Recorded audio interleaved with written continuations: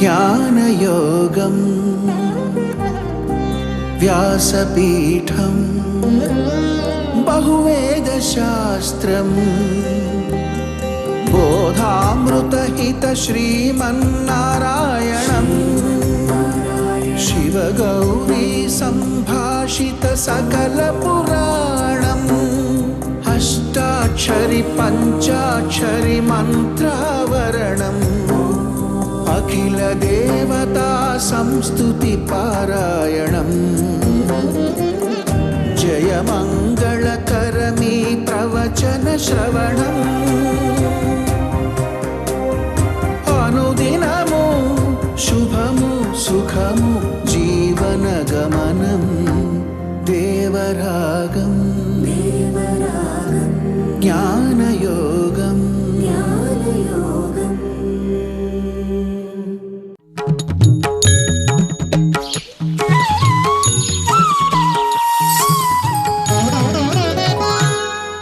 ఆపదామపహర్తారం దాతారం సర్వసంపదాం లోకాభిరామం శ్రీరామం భూయో భూయో నమామ్యహం.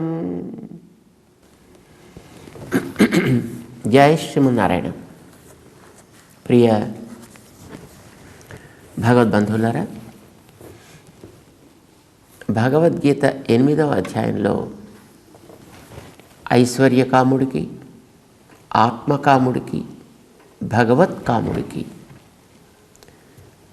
తెలుసుకోవలసినటువంటి అంశాలని భగవంతుడు తెలియచెప్తున్నాడు. అందులో ఐశ్వర్యం కోరుకునేటువంటి వాడికి ఎట్లాంటి ఉత్తమ స్థితి ఏర్పడుతుందో, దానికి ఆయన తన యొక్క ప్రాణములని హృదయంలో ఎట్లా నిలిపి పెట్టాలో, భురుకుటి మధ్యంలో ప్రాణశక్తిని ఏ విధంగా నిలపాలో చెప్పాడు. అంత్యకాల స్మృతి ఉండాలి అని చెప్పాడు. మోక్షకాముడైనటువంటి వాడికి చెప్పలేదు. ఆత్మకాముడికి మాత్రం ఈ మూర్ధ దగ్గర తన ప్రాణశక్తిని నిలబెట్టి మనస్సుని హృదయంలో ఉండే భగవతుడి పాదాల దగ్గర నిలిపి ఓంకారముతోటి ధ్యానం చేస్తూ భగవంతుడిని చూడవాలి. ఇది చెప్పాడు. అంటే ఐశ్వర్యకాముడికి, ఆత్మకాముడికి కూడా కొన్ని నియమాలని ఆయన చెప్పవలసి వచ్చింది. కానీ తననే కోరుకునేటటువంటి వ్యక్తి కంటే భగవత్కాముడైనటువంటి వాడికి నియమములే లేవు. దాన్ని చెప్తున్నాడు 14వ శ్లోకంలో. చూడండి ఎంత బాగుందో. 8వ అధ్యాయం 14వ శ్లోకం. అనన్యచేతాః సతతం యో మాం స్మరతి నిత్యశః తస్యాహం సులభః పార్థ నిత్యయుక్తస్య యోగినః. మిగతా వాళ్ళకి చెప్పేట్టుగా ప్రాణశక్తిని హృదయంలో పెట్టాలా, భృకుటి మధ్య పెట్టాలా, మూర్ధాలో పెట్టాలా, ఏ చికాకులు పెట్టలేదు దీనికి. తస్యాహం సులభ, వాడికి నేను చాలా సులభంగా లభిస్తానయా. వీడికి చాలా ఈజీ. అంటే ఫలితాల్లో ఉత్తమ ఫలితం భగవత్ ప్రాప్తి అనేది. కానీ సాధన విషయంలో చూస్తే దానికి సాధన అనేటటువంటిది ఏ క్లేశంతో కూడుకున్నది కాదు, అతి సులభం, సహజం కనుక. ఇది అసహజమైన వాటిని కోరుకున్నప్పుడు అవి క్లిష్టజనకాలు, రకరకాల క్లేశములతో కూడుకున్నవి. అవి ఎన్నో రకాలైనటువంటి సాధనలు చేయవలసింది. ఎందుకని వీడు సహజమైన దాన్ని కోరుకుంటున్నాడు, ఇతరమైనది ఏది వాడికి మనసులో లేదు. అనన్యచేతాః సతతం, ఇది వాడిలో ఉండేటటువంటి గొప్ప యోగ్యత. ఏ ఇతర విషయాలలోనూ వీడి మనస్సు ప్రవర్తించదు, భగవంతుడే కావాలి. ప్రహ్లాదుడిలాగా, లేదా భీష్మ పితామహుళ్లాగా అనుకుందాం. మనకి వీళ్ళ పరిచితులు కదా. చూడండి, ధ్రువుడు పరమభక్త శిఖామణి, కానీ స్థానాభిలాషి తపసి స్థితోహం. ఆయనే చెప్పుకున్నాడు. నేను ఒక స్థానాన్ని కోరుకుని నిన్ను ఉపాసన చేస్తున్నాను. ఐశ్వర్యార్థి లాంటి వాడు అనమాట. అందుకోసం ఆయనకి లభించాడు భగవంతుడు. ఆయన చేసినటువంటి సాధనకి కరిగాడు, ఆయనకి లభించాడు. ఆయన కోరుకున్నటువంటి స్థానాన్ని చక్కగా ఎప్పటికీ అనుభవించగలిగేటట్లుగా ఆయనకి వరాన్ని కూడా ప్రసాదించాడు. మనం గుర్తుపెట్టుకోవలసింది స్థానాభిలాషి. ద్రౌపది, ఆవిడ కూడా పరమ భక్తురాలు, చక్కటి వైష్ణవం, కానీ మానాభిలాషి. ఈయన స్థానాభిలాషి, ఆవిడ మానాభిలాషి. ఆవిడ తన మానాన్ని కాపాడడం కోసమని భగవంతుని ప్రార్థన చేసింది. తనకుండేటటువంటి సంపదని కోరుకుంటూ ఆవిడ భగవంతుడిని ఉపాసన చేసింది. కనుక ఆవిడ కూడా ఐశ్వర్యార్థిలోకే చేరేది. మరో ఆయన ఉండేవాడండి, కుచేలుడు, ధనాభిలాషి.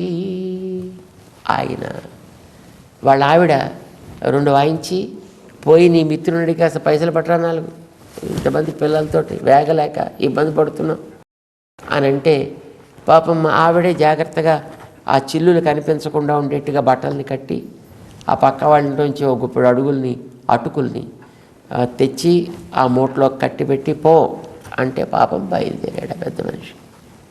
ధనాభిలాషి ఆయన బయలుదేరాడు. ఆయన మరింకొక ఆయన ఉన్నాడు, అర్జునుడు.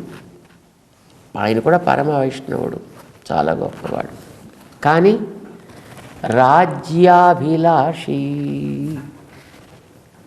ఆయనకి రాజ్యం మీద కోరిక. నాకు ఈ రకమైనటువంటి సంపదలు నాకెందుకు, అపి త్రైలోక్య రాజ్యస్య హేతోహో కిన్ మహీకృతే. నేను ఈ మహిని సంపాదించడం కోసమని చెప్పి ఇలాంటి పనులు చేస్తానా? నాకు ముల్లోకాలు ఇస్తానన్నా ఇలాంటి రక్తపు కూడు తినడానికి నేను ఇష్టపడను. ఈ ఒక్క రాజ్యం కోసం ఇంత పని నేనెందుకు చేయాలి అన్నాడు. అంటే రాజ్యాభిలాషి.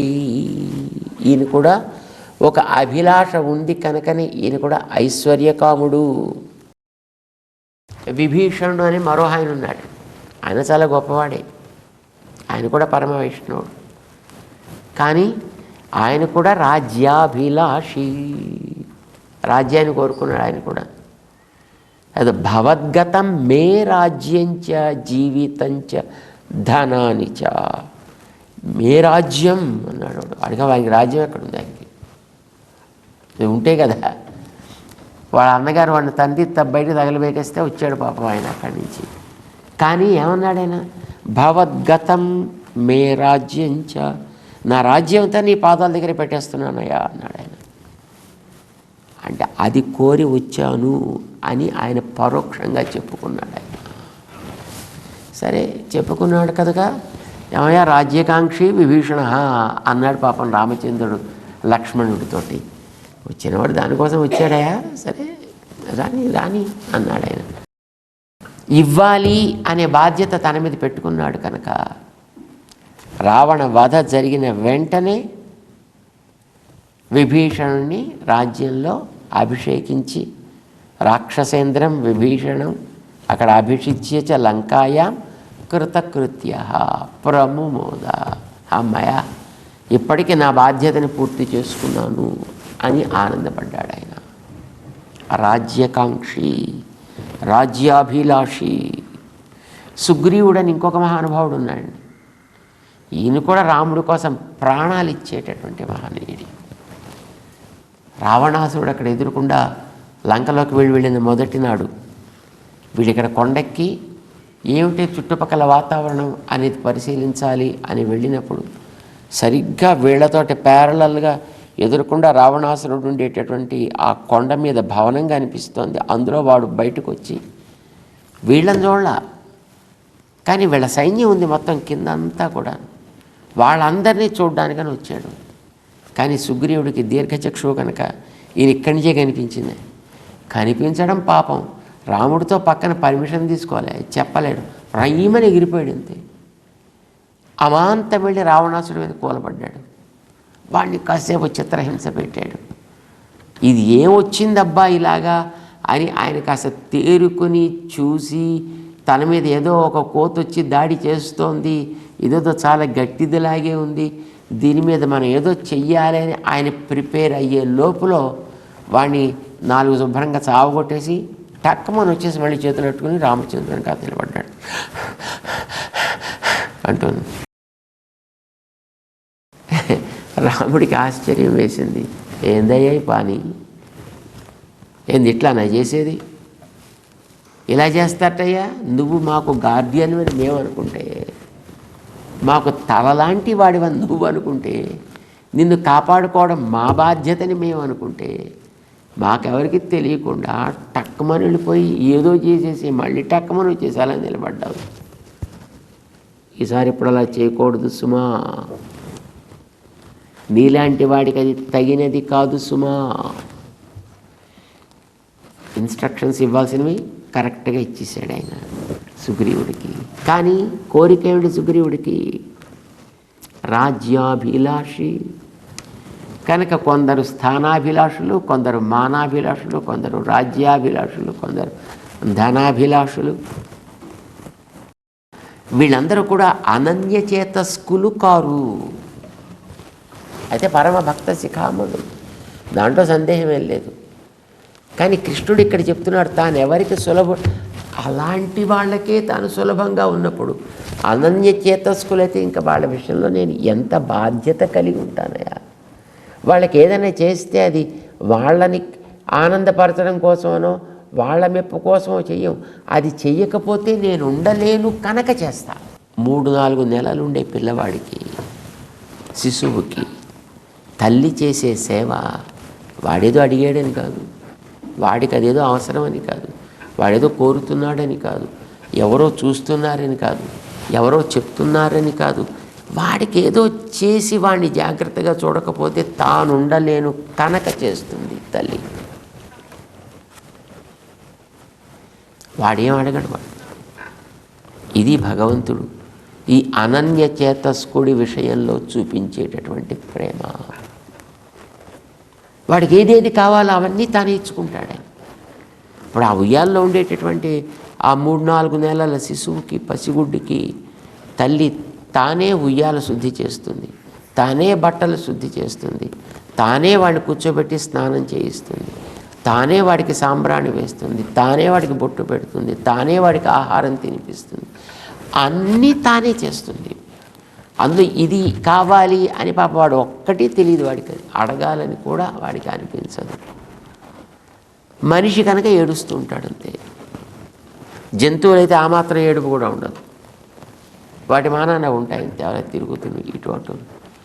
కానీ ఆ తల్లే గుర్తించి ఆయా సమయానికి ఏదేది అవసరమో వాటన్నిటినీ దానికి అందేటట్టుగా ఏ రకంగా చేసుకుంటుందో, నేను కూడా ఇట్లాంటి అనన్యచేతస్కుడైనటువంటి ఒక జీవుడి విషయంలో మోక్షార్థి వాడు కనుక నన్నే పొందాలి అని అనుకున్నాడు కనుక వాడికి అట్లాంటిది నేను చేస్తాను. అనన్యచేతా సతతం యో మాం స్మరతి నిత్యశః.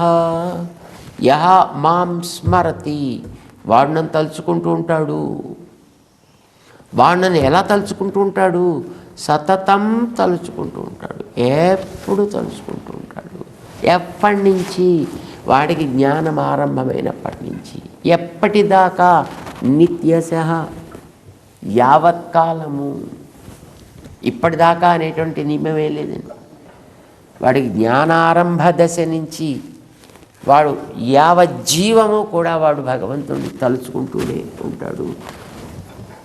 యుద్ధరంగంలో పడి సుమారు 1.5 నెల రోజులు ఎండకి, గాలికి, చలికి, పక్షులకి, చీమలకి, దోమలకి, ఈగలకి ఎక్స్పోజ్ అయ్యి బాడీ అంతా పోయి ఎముకల పోగై కూర్చున్నటువంటి భీష్ముడిని మాం ధ్యాతి భగవాన్ భీష్మ తతో మే తద్గతం మనః అని భీష్మాచార్యుల వారు అక్కడ తలుచుకుంటుంటే, అంటే ఆయనకి ఉత్తరాయణం వచ్చేసింది, రథసప్తమి కూడా పూర్తయిపోయింది.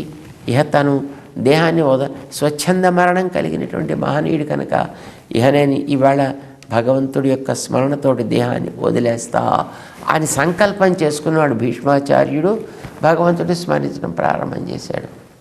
ఇది అక్కడెక్కడో కూర్చున్నటువంటి భగవంతుడికి ఒక్కసారి ఉలిక్కి పడేట్టు చేసింది. అయ్యయ్యో మాంధ్యాతి, నన్ను తలుచుకుంటున్నాడు, తతో మే తద్గతం, చేత నా మనస్సంతా కూడా ఇప్పుడు అక్కడికే వెళ్ళిపోయింది, అతని చుట్టూనే తిరుగుతోంది, పదండి పదండి మనము పోదాం అంటూ పాండవులను 5గురిని వెనకాతల వేసుకుని నేరుగా బయలుదేరి యుద్ధరంగంలో భీష్ముడు పడుండే చోటుకి తీసుకొచ్చాడు. సరే, వాళ్ళకి తెలియాల్సినన్ను కూడా చెప్పించి చివరిగా అతి విలువైనటువంటి శ్రీ విష్ణు సహస్రనామ స్తోత్రాన్ని కూడా వాళ్ళకి ఉపదేశింపింపచేసాడు ఆయన శ్రీకృష్ణుడు భీష్ముడి చేత. భీష్ముడు భగవంతుడిని పిలవలే, భగవంతుడే భీష్ముడి తలుచుకుని అక్కడికి వెళ్ళాడు.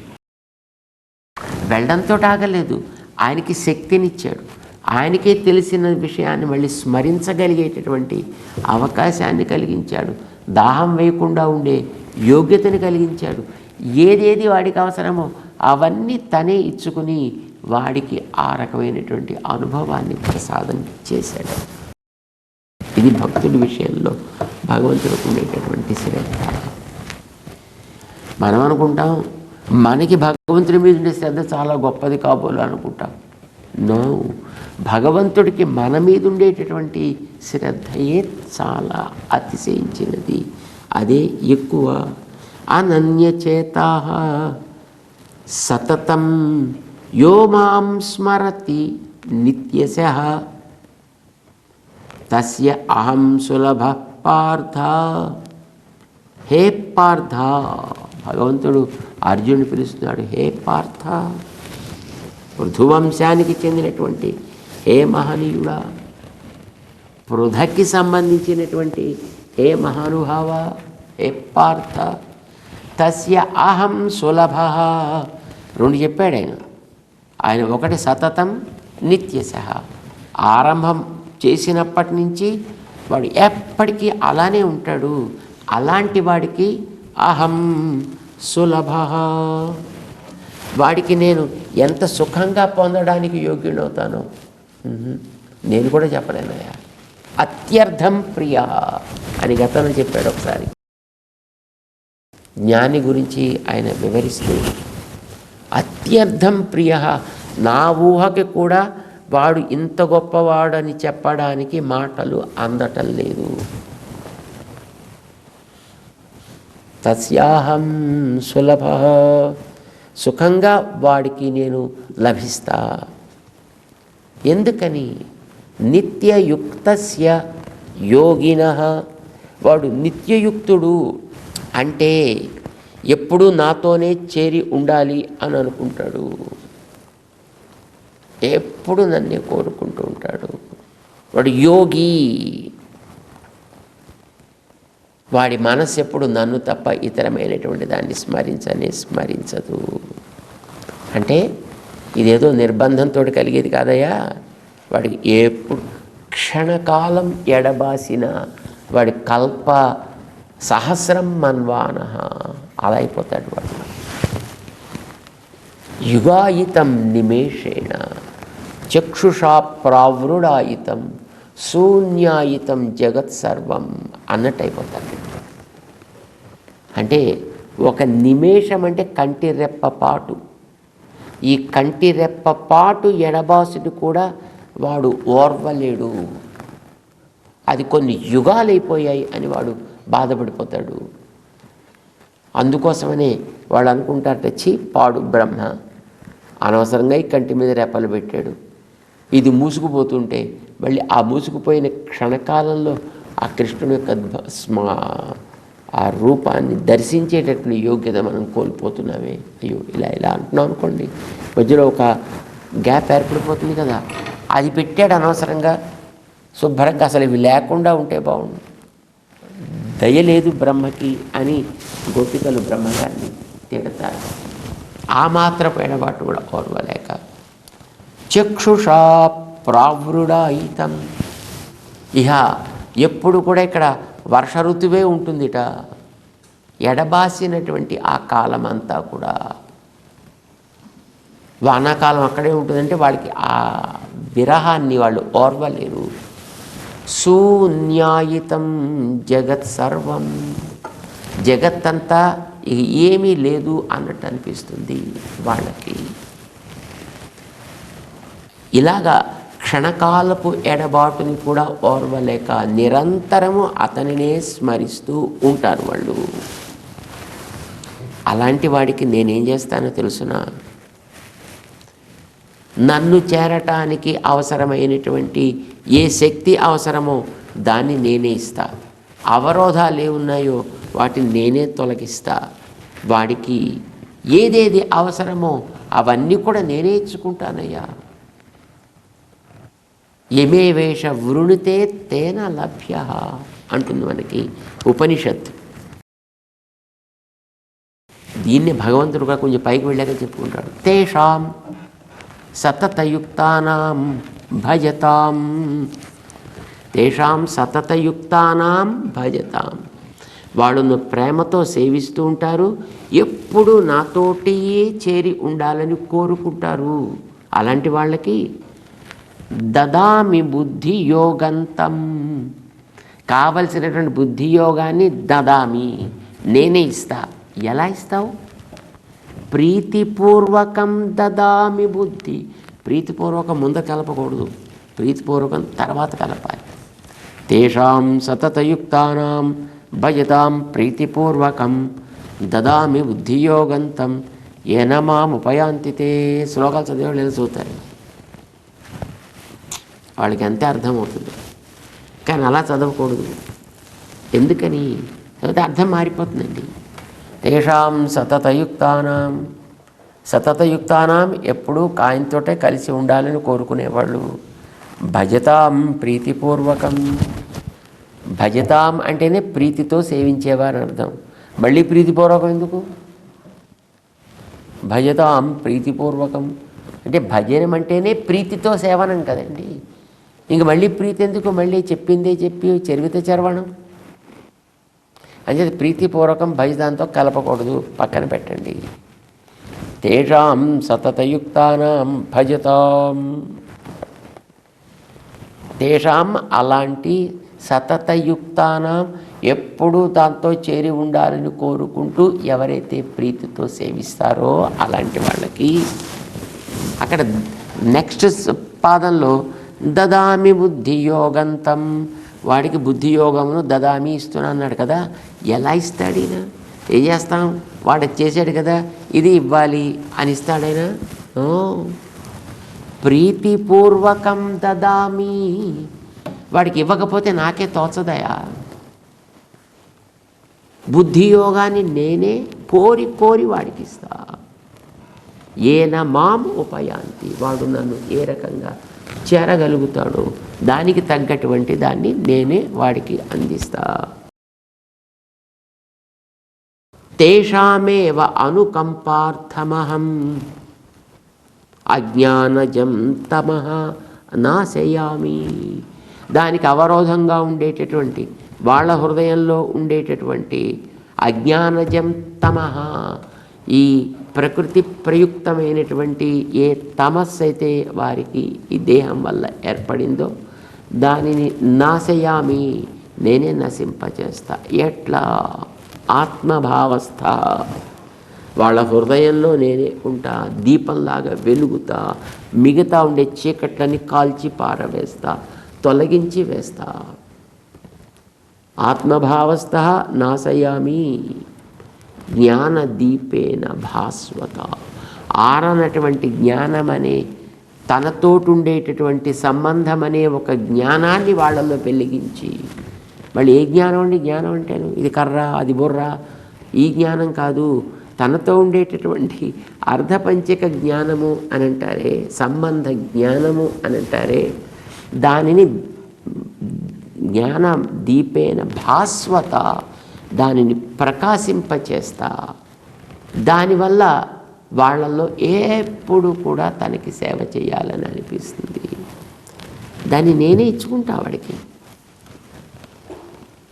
అహం వాడికి నాశయామి అని భగవంతుడు కూడా దీని కొంచెం పైకి పెడితే అక్కడ కూడా ఆయనే చెప్పుకుంటాడు. ఆయన ఇట్లాగా భగవంతుడే కావాలి అని కోరుకునేటటువంటి వ్యక్తికి చేయాల్సినటువంటి సాధనము తక్కువ, వాడికి శ్రమము తక్కువ, లాభము అతిశయించి ఉంటుంది.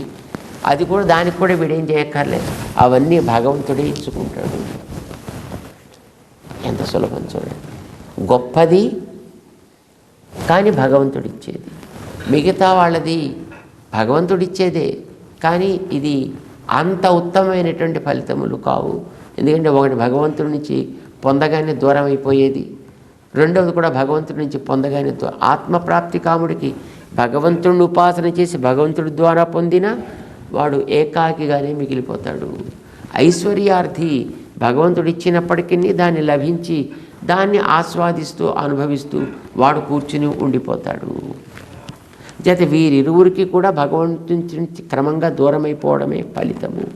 కానీ భగవత్కాముడికి మాత్రం భగవంతుడి దూరం అవ్వడం అనేటటువంటిది ఉండదు. అది ఉత్తమమైనటువంటి స్థితి వాడికి కలుగుతుంది. దీన్ని నిరూపణ చేస్తూ ముందుకు తీసుకెడతాడు 15వ శ్లోకం దగ్గర నుంచి. తెలుసుకుందాం. జై శ్రీమన్నారాయణ.